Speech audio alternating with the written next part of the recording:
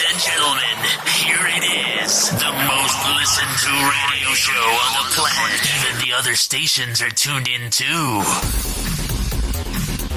You're listening to Business Talk Radio, where we take business to the next level.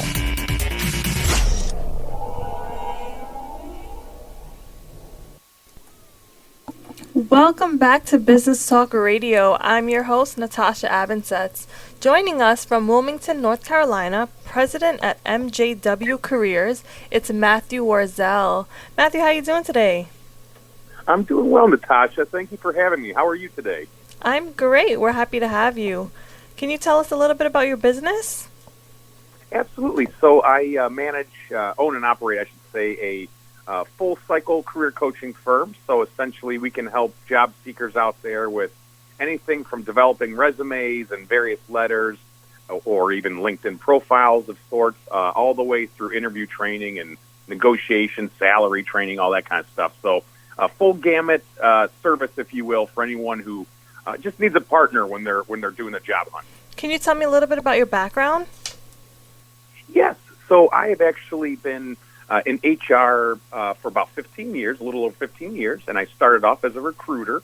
So at first I was developing resumes literally just to kind of fine-tune them for my hiring managers that were considering hiring these clients. And after the 2008 financial meltdown, the crisis that happened, at that point I kind of switched gears and started my own firm. And about 11 years later, I'm still kind of continuing to grow, and it's real exciting kind of working for myself and have that responsibility. But it was almost a victim of circumstance, like a lot of people are in the same situation today with the new crisis. So because of something terrible happening, I was able to kind of shift gears in my life and open up doors I never even thought that existed back then. Absolutely. Can you walk us through a session? Yes. So essentially when I get someone who contacts me, we'll first do a little bit of a vetting process to understand whether they need help figuring out what they want to do next, or if they know what they want to do, they just need the right resources and documentation to kind of get to the next role, so to speak. So a typical client, if they come to me, I do like to have them fill out some information prior to a more of a deep dive call. That way I kind of have an idea of what they want to do, where they want to go, and what they've done. And together we'll assess and make their value offerings and accomplishments really shine on the resume. That's the key. No more tasks, because everyone can see the word sales representative and kind of get an idea that, you're either managing accounts or you're going out and trying to find new accounts or both.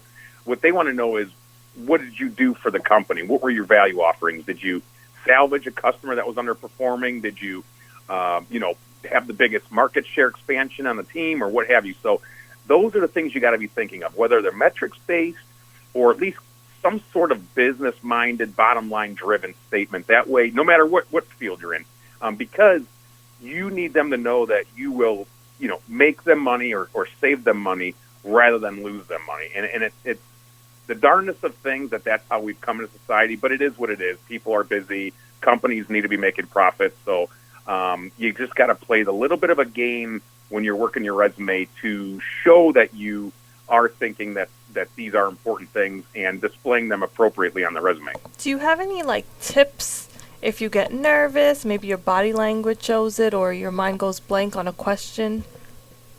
It's funny. The first thing I always say is you want to always take the moment to think of your answer. So don't let the nerves get the best of you, and don't just start shooting from the hip when you are in an interview room, because these people understand those happenings and they know they occur, but they're also trying to figure out, hey, if you're okay with stopping the interview for a few seconds to kind of collect your thoughts, they appreciate that because your answer is more well-rounded.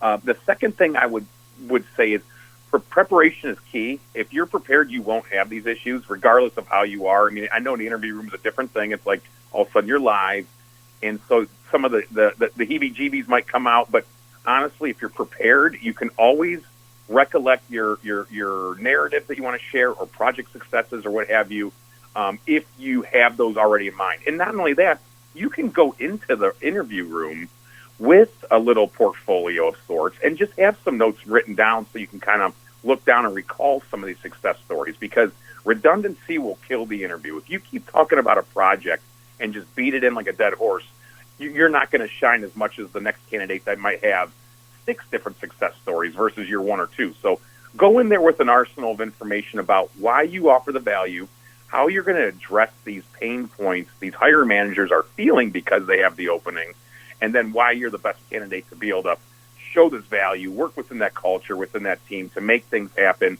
keep progression happening, keep inventing new ideas, and kind of work as a whole, as a unified team. And these are the things you just got to be mindful of when you're going in there. Is there's a reason they have the job opening. They don't want to be in there as much, any much than you do, but it's just kind of a necessary evil to get through this screening process. So play the game, have all the information out. If you can even tap some articles off of Google News or what have you about the company or the industry or even the role of why it's open, that's even more information for your arsenal to be able to go in there and say, look at all this neat stuff I know about your company. I'm going to toot your horns more than you're going to toot your own company horn.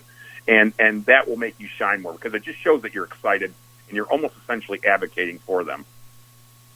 Thank you so much, Matthew. You seem very knowledgeable and passionate about what you do and helping others. Oh, thank you for that. I'm glad it shines through. It definitely does. Why don't you go ahead and give out your contact information so our audience can reach you? Absolutely. So if they want to go to jobstickers.com. So job stickers, it rhymes with pot stickers. It's kind of that idea. But jobstickers.com will get you to my blog, as well as it's embedded into my website, so you get all my contact there. But job stickers, I continuously post new content too. So if you just want some little one-off helps here and there, guidance here and there, feel free to subscribe as well. Thank you so much, Matthew, for joining us today. We do appreciate your time. Thank you for having me. This was such a fun time. Well, have a good day. And for our audience, stay tuned. We'll be right back. Ladies and gentlemen, here it is. The most listened to radio show on the planet. Even the other stations are tuned in too. You're listening to Business Talk Radio, where we take business to the next level.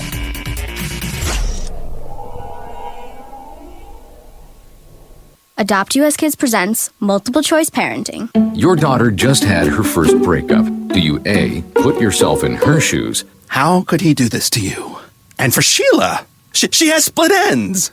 B, console her? Oh, sweetie, this is going to happen a lot. 4, maybe 5 more times before you get married. C, take charge? Got to get this all straightened out. Give a little talking to, man to man, mano a mano. Hey, Steve! Is now a good time? No?